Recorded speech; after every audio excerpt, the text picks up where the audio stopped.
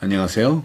이제 6월 8일이면 이번 주일이 성령 강림 대축일인데 오늘부터 6월 5일부터 5일, 6일, 7일, 8일을 성령 그는 누구이고 성령 그는 우리에게 어떠한 선물인가 하는 주제로 나누겠습니다. 오늘 복음은 요한복음, 오늘 복음이 6월 5일 성본이 파시오 주교 순교자 기념일이면서 부활 7주간 목요일이기 때문에 요한복음 17장 20절에서 26절을 이끌면서 성령의 관점에서 말씀을 드릴게요. 오늘 주님께서도 어제에 이어 똑같이 사제의 기도인데 우리를 위한 사제의 기도입니다. 예수께서 하늘을 향해 눈을 들어 기도하셨다. 그러면서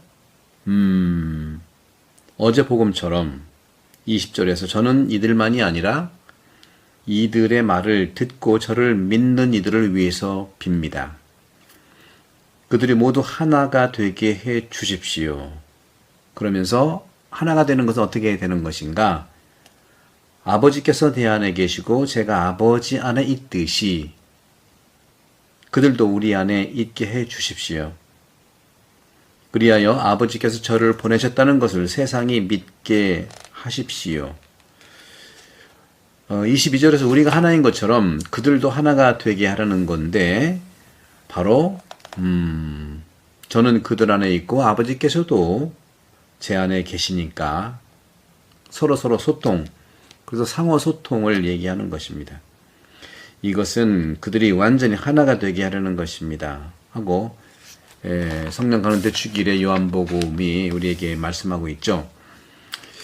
그런 점에서 그들이 모두 하나가 되게 해달라고 하는 이 부분들, 일치에 대한 정말 하나가 된다는 것은 강력하게 하느님의 선물이면서 우리 뜻이죠.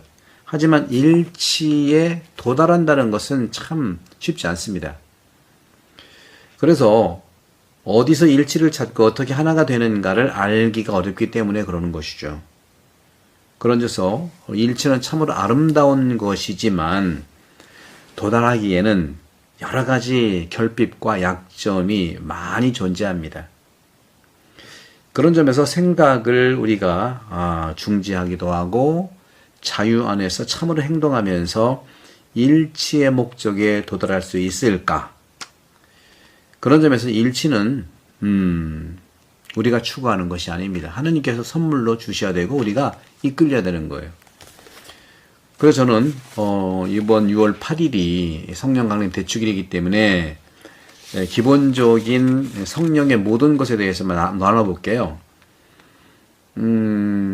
이번에 이재명 대통령이 그 취임식이 아니라 임명식이라고 그분은 말씀하시더라고요.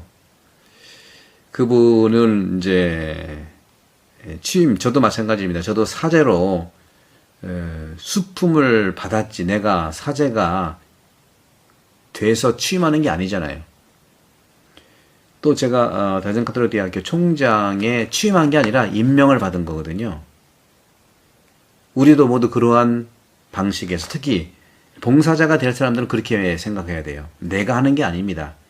국민들이 우리에게 임명하는 것이고 하느님이 나에게 사제로 불러주신 거고요. 저도 그 10년 전에 제가 대전카톨릭대학교 총장할 때도 제가 하겠다고 나가는 게 아니에요. 하느님께서 주기점을 통해서 불러주신 거라 임명되는 거거든요. 임명식입니다. 믿는 이들은 다 임명식이에요. 그렇게 보셔야 된다는 차원의 말씀드리고 그런 점에서 성경에서는요. 성령을 어떻게 말씀하고 있는가? 주님의 영으로 말씀하고 있고 또 그리스도의 영으로 얘기하고 있고 또 진리의 영으로 얘기하면서 이러한 주님의 영, 그리스도의 영, 진리의 영에 대해서 성령은 많이 말하고 있어요. 성령을 한 가지 의미로 본다면 주님의 영이든 그리스도의 영이든 진리의 영이 다 동의어인데 성경이 얘기하는 이러한 영은 한마디로 한 가지 의미로 똑 떨어지는 게 뭐냐면 신성한 인격이라는 겁니다. 주님의 영도 신성한 인격이고 그리스도의 영도 신성한 인격이에요. 또 진리의 영도 신성한 인격이라는 거죠. 현대의 언어로 표현한다면 신성한 인격은요, 바른 정신을 말합니다. 인격은 바른 정신 아니겠어요? 인격. 그런 점에서 예를 든다면 프란치스코 수도자들이 정말 예수님의 이 부활 신앙을 살아간다고 할 때, 부활 정신을 살아간다고 할 때 어떤 것을 의미할까요? 바로 프란치스코는 그 작은 도시 아시시, 이태리 아시시거든요. 아시시의 가난한 사람들의 정신을 거기서 감동을 받고 그 정신을 품으면서 큰 수도 생활, 수도회를 만들려고 한 것이 아니라 가난한 사람들에게 먹을 것을 주고 쓰러져가는 교회를 일으켜 세우는 것. 요것 때문에, 요것이, 이게 바로 정신이죠. 요것이 바로 성경에서 얘기하는 성령, 즉 신성한 인격의 의미라는 것이죠. 그런 점에서 우리는 성령 강림 대축일을 맞이해서 우리 모든 사람들은요, 정신을 다 가지고 있죠.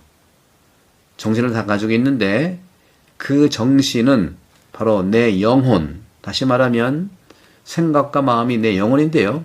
내 영혼을 성령 안에서 구현하도록 초대받은 겁니다. 프란시스칸 수도자들이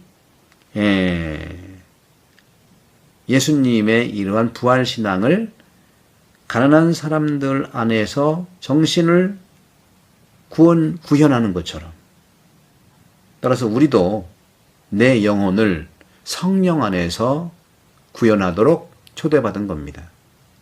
로마서 8장 9절에 보게 되면 그리스도의 영, 다시 말하면 하느님의 영, 그것을 로마서는 얘기하면서 그리스도인이라고 한다면 그리스도인들이라 한다. 우리 모두 그리스도인들이잖아요. 그리스도인들이라 한다면 우리 그리스도인이 누구냐? 그리스도의 영을 갖고 있는 사람들이에요. 사람이면은 그 사람이 인격이라면 바른 정신을 가지고 있는 사람이잖아요.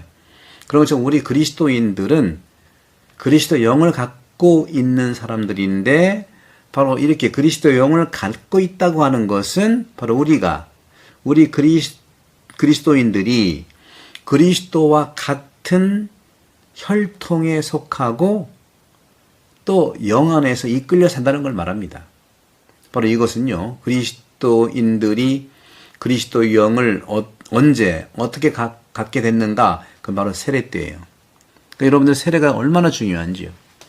세례야말로 성령을 구체적으로 내 안에 모시는, 태어나는 탄생을 의미해요. 영적 탄생을 얘기하잖아요.